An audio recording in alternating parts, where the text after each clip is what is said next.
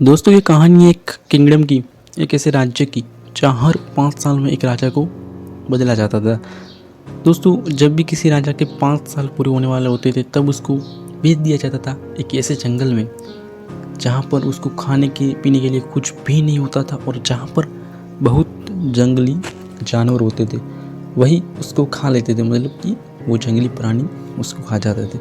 दोस्तों उसके बाद एक राजा के 5 साल कंप्लीट होते हैं तब उसको नए कपड़े पहनाए जाते हैं और उस राजा को हाथी पे बैठाया जाता है और उसके बाद उसको गुड बाय कहने के लिए उसको एक बोट पे बैठा दिया और उसको भेज दिया गया एक ऐसे जंगल में जहाँ पे उसको खाने और पीने के लिए कुछ भी नहीं होता, जहाँ पे वो अपना गुजारा भी नहीं कर सकता।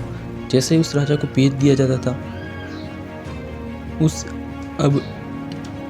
उस राज्य के लोग सोचने लगते हैं कि अब हमारे राज्य का नया राजा कौन बने। तब उनको पता चलता है कि हमारे राज्य में एक बंदा ऐसा है जो बहुत होशियार इंसान है और उसको हमारे राज्य का राजा बना देना चाहिए।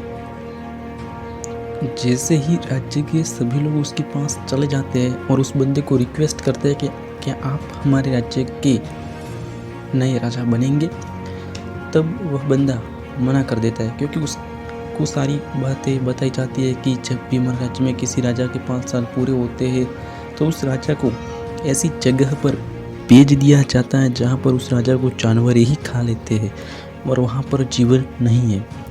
तब उस जगह के लोगों ने उनको बोला कि प्लीज़ आप हमारे राज्य के राजा बनिए क्योंकि आप बहुत होशियार और चालाक भी हो और आप अच्छे तरीके से हमारे राज्य को चला लोगे। दोस्तों सभी की रिक्वेस्ट के बाद उस इंसान ने बोला कि हाँ, मैं आपके राज्य का राजा बनने के लिए तैयार हूँ और मैं इस बात के लिए भी सहमत हूँ कि 5 साल के बाद मुझे ऐसी जगह पर भेज दिया जाएगा जहाँ पर कोई जीवन नहीं है। जैसे ही वो इंसान उस राज्य का राजा बन जाता है तब उसके 3 दिन के बाद वो राजा अपने लोगों से पूछता है कि कौन कौन सी वो जगह है जहाँ हर राजा को 5 साल पूरे होने के बाद भेज दिया जाता है। वो नया राजा अपने लोगों के साथ उस जंगल के अंदर विजिट करके देखता है कौन कौन सी ऐसी जगह है जहाँ पर सभी राजाओं को मरने के लिए छोड़ दिया जाता है। उसके साथ ही वो यह भी देखता है कि उस घने जंगल में पिछले बहुत राजाओं की लाशें भी पड़ी हुई हैं और वो जंगल इतना ज़्यादा घना है कि वहाँ पर बहुत अलग अलग तरह के जानवर रह रहे होते हैं। उसके बाद उस नए राजा का चलता है दिमाग। वो सब देखने के बाद वो राजा एक गजब का प्लानिंग करता है। वो राजा उस 5 साल में बहुत ही गजब का प्लानिंग करता है। दोस्तों आपको यहीं से कुछ सीखना है।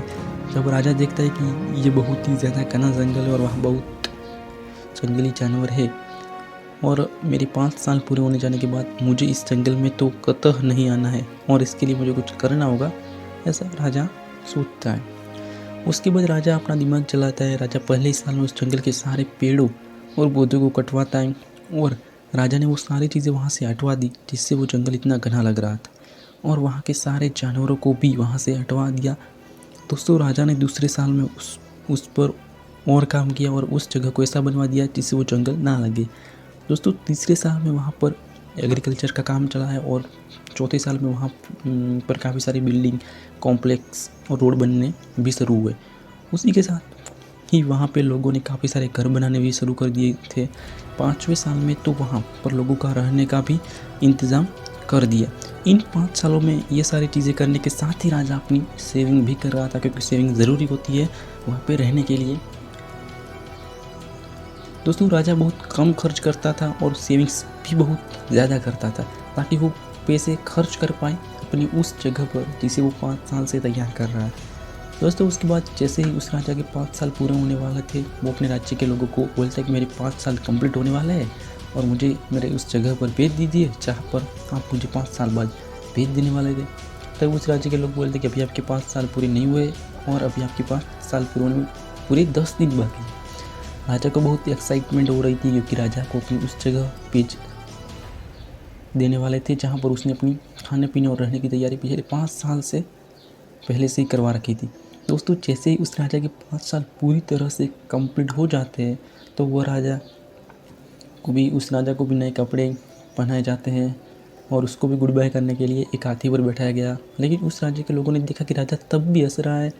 पिछले हर साल ऐसा होता था कि जब भी राजा के 5 साल कंप्लीट हो जाते थे तो वे सभी राजा रोते रोते जाते थे। लेकिन ये राजा तो हंसता हुआ जा रहा है। जब लोगों ने उनसे पूछा कि आप इतने हंस क्यों रहे हो, यानी कि आप इतने खुश क्यों हो, तब राजा सबको बोलता है कि जब आप दुनिया में आते हो, यानी कि जब आपका जन्म होता है तो पूरी दुनिया हंसती है और तब आप रोते हो, लेकिन कुछ ऐसा करके जाओ कि पूरी दुनिया रोए और आप हंसते हुए जाओ। दोस्तों ये लाइन आपने बहुत बार सुनी होगी। ठीक उसी तरह उस राजा ने भी ऐसा ही कहा। उसने अपनी ज़िंदगी को ऐसी बनाई थी कि वो हंसता हुआ उस जगह पर जा रहा था। उसके बाद वह राजा बोलता है कि इससे पहले जितने भी राजा आए थे वो उस साल 5 साल में राज करने में, मज़े करने में और ऐशो आराम की लाइफ जीने में इतने खो जाते थे कि वो भूल जाते हैं कि उनको 5 साल बाद एक ऐसी जगह पर भेज दिया जाएगा जहाँ पर उनको बनना पड़ेगा। लेकिन मैंने इस 5 साल में मज़े कुछ नहीं किए। मेरे पास जितना भी टाइम था वो मैंने खोया नहीं और उसको मेरी फ्यूचर के लिए उसको अप्लाई किया और मैंने अपने रहने के लिए बहुत अच्छी जगह बनाई और मैंने उस पर काम किया। और दोस्तों जब वो राजा चाहता है तो वो खुश होते हुए जाता है और अपनी सारी सेविंग्स को भी अपने साथ में ले जाता है जो उसने पिछले 5 साल में कर ली थी। दोस्तों राजा बनने चाहने के उसने ज़्यादा खर्च नहीं किया और उसने अपना फ्यूचर संभाला और उसने काम किया उसके ऊपर। तो इस स्टोरी का मॉरल ऑफ क्या है, मतलब मॉरल ऑफ मोटिवेशनल स्टोरी क्या है इसका? तो दोस्तों हमें इस कहानी से ये सीखने को मिलता है कि हमें अपनी ज़िंदगी में अपनी लाइफ को अच्छी बनाने के लिए कुछ ही टाइम मिलता है। अगर आप मेरी एज मतलब कि 60 से 25 ईयर के हो तो यह एज आपकी गोल्डन एज होती है। दोस्तों इस एज में आपको जितना जोश मिलता है और जितनी भी आपके अंदर एक्साइटमेंट भरी हुई रहती है उतनी आपको दूसरी एज में नहीं मिलती या फिर होती भी नहीं। दोस्तों इस एज में आपको इतनी मेहनत करनी है कि आपका फ्यूचर अच्छा हो, क्योंकि अगर आप इस एज में सिर्फ मज़े करते हो, एंजॉय करते हो, तो हो सकता है कि बाकी राजाओं की तरह आपको भी ऐसी जंगल में जाना होगा, यानी कि ऐसी गरीबी में जीना पड़ेगा जहाँ पर आपको जानवर ही खा जाएंगे, यानी कि आपकी गरीबी ही आपको खा जाएगी। लेकिन दोस्तों अगर आप इस चतुर राजा की तरह बनते हो तो लास्ट में आया था और उसी की तरह अपनी ज़िंदगी को प्लानिंग करते हो, तो उस पर काम करते हो, तो आप आने वाले समय में अपनी पूरी ज़िंदगी को अच्छी तरह से निकाल सकते हो।